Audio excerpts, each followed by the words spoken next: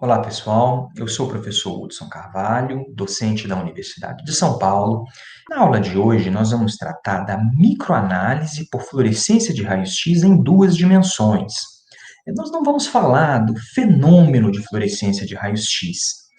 Nós vamos descrever, tentar entender o que é que se busca na microanálise, como se produzir feixes de raios-x de tamanho micrométrico, ou seja, que permitam a realização da microanálise, ah, tratar dos principais parâmetros envolvidos nesse tipo de medida e dar alguns exemplos de aplicações. Quando nós fazemos uma medida por fluorescência de raios-x, nós estamos interessados em saber quais são os elementos presentes na amostra e muitas vezes qual é a concentração desses elementos. Geralmente, as amostras que nós encontramos no dia a dia, elas são heterogêneas, como nesse exemplo aqui. Então, nós vemos esses objetos com colorações diferentes que representam diferentes elementos químicos. Então, aqui o vermelho seria um determinado bolsão ou spot de um elemento, e o preto um outro elemento, e assim por diante.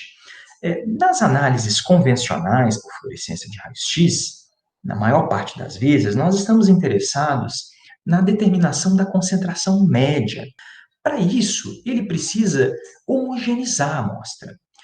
Então, quando nós fazemos a homogeneização da amostra por meio de moagem, a heterogeneidade ela é aniquilada. Então, a amostra, né, de uma certa perspectiva, ela agora é homogênea.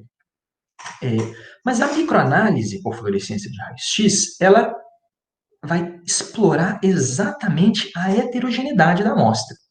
Por exemplo, vamos considerar uma amostra de granito, como essa aqui. Essa é uma fotografia que mostra a superfície de uma amostra de granito ou uma amostra de uma semente de soja. Quando nós vemos aqui a amostra de granito, a gente observa que ela tem colorações diferentes. Ao diminuir essa amostra, moê-la, iria eliminar essa informação. Um outro exemplo aqui, uma semente de soja. Então, nós vemos que a estrutura da semente, essa semente foi cortada ao meio, a estrutura dela não é homogênea. E aí você pode estar interessado em descobrir se a composição química desses diferentes tecidos ela é igual ou diferente. Então, moer essa amostra iria eliminar esse tipo de informação.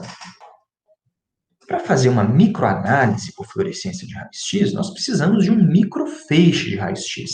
E aí é bom a gente reforçar a terminologia, a nomenclatura. Muitas vezes as pessoas se referem à microanálise por fluorescência de raios-x como microfluorescência de raios-x, mas isso formalmente está incorreto, porque o fenômeno de fluorescência de raios-x ele não é micro.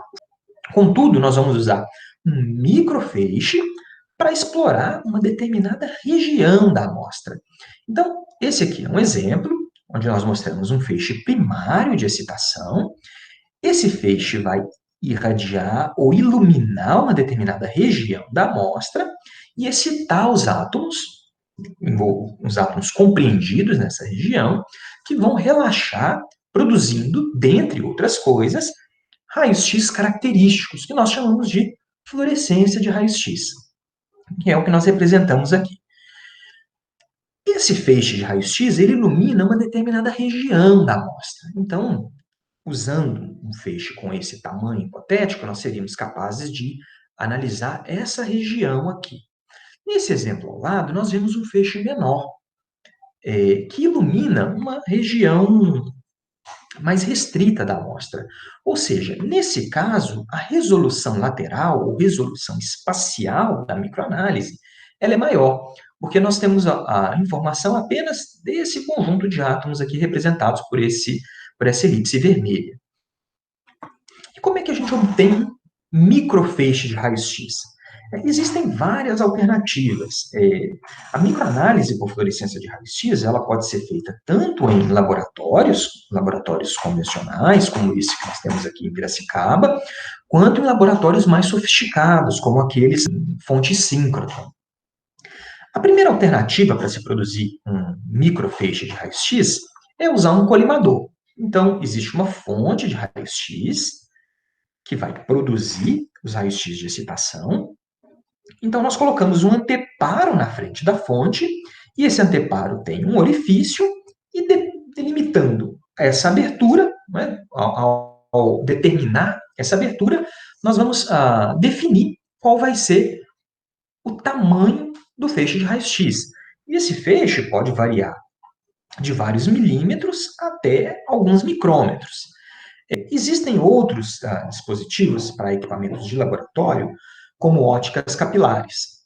Temos aqui o monocapilar e o policapilar, que são elementos óticos que, diferentemente da abertura ou do colimador, eles vão aproveitar um número maior de fótons e focalizar esses fótons numa determinada região do espaço.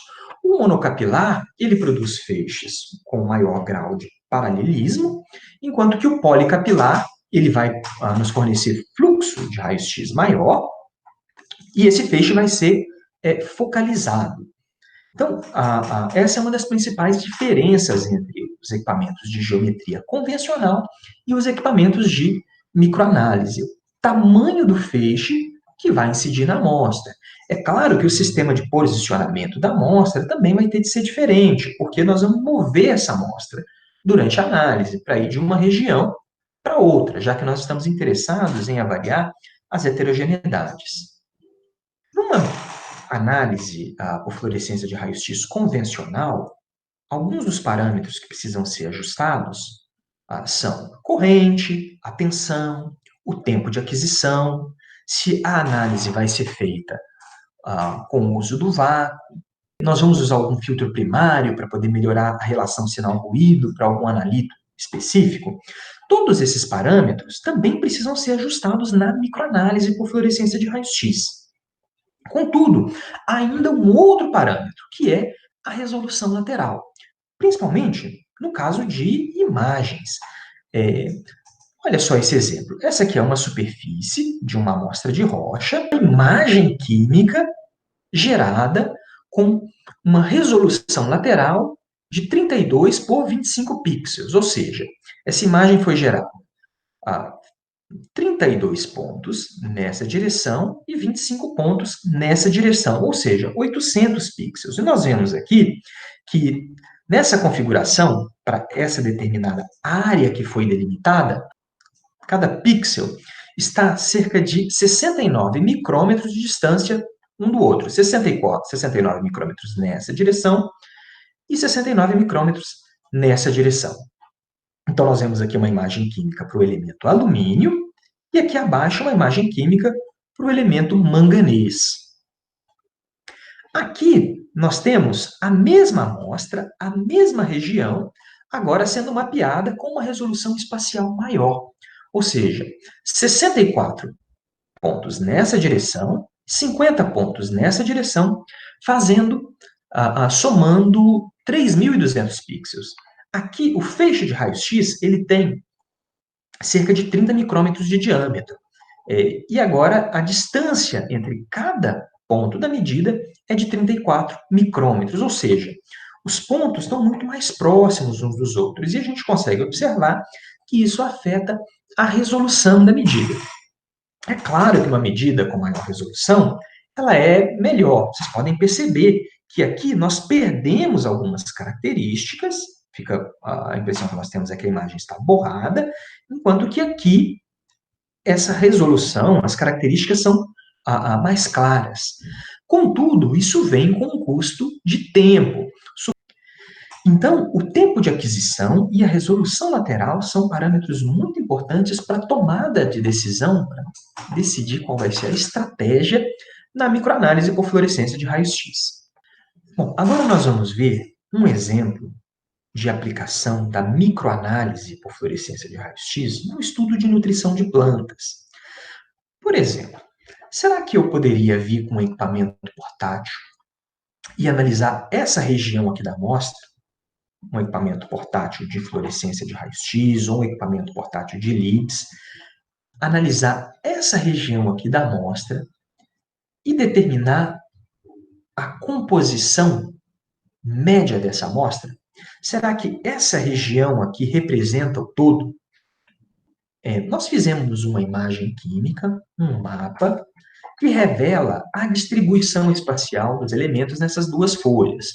O azul representa o potássio, o vermelho o cálcio, o verde o fósforo, e aqui no triângulo de cores nós vemos as misturas entre eles. Então, a gente observa que a distribuição espacial de elementos numa amostra não é homogênea. Se eu amostrasse essa região aqui, possivelmente eu iria superestimar a concentração de potássio. Então, uma determinação elementar numa folha, ou para ela ser representativa, ou nós vamos ter que moer essa folha para homogeneizar, ou nós vamos ter que analisar, amostrar vários pontos. E é curioso, porque talvez não seja intuitivo, olhando para uma folha, que a distribuição espacial dos elementos não seja homogênea, mas como a gente observa aqui, a folha é um tecido bastante, a folha é um órgão bastante complexo. Bom, concluindo, a técnica ela é adequada para investigar heterogeneidades da amostra. Dificilmente nós vamos eliminar as heterogeneidades para daí fazer uma microanálise por fluorescência de raios-x. E essas análises podem ser pontuais, em linha ou bidimensionais. A resolução lateral ela é da ordem de milímetros ou até nanômetros. Isso depende do tamanho do feixe de raios-x empregado, né, do diâmetro do feixe, e da distância entre cada ponto na análise. Os resultados podem ser qualitativos, são mais simples, né? Nós vamos avaliar apenas as contagens ou as taxas de contagem, mas taxas de contagens podem ser convertidas em concentração se o analista conhecer a sensibilidade alimentar e o fator de absorção da amostra. Aqui eu deixo duas sugestões de livros para quem tiver interesse em estudar o assunto. E esse artigo também é um artigo feito pelo nosso grupo de pesquisa aqui em Piracicaba, que trata também da microanálise aplicada ao estudo de plantas, tá certo? Então, muito obrigado.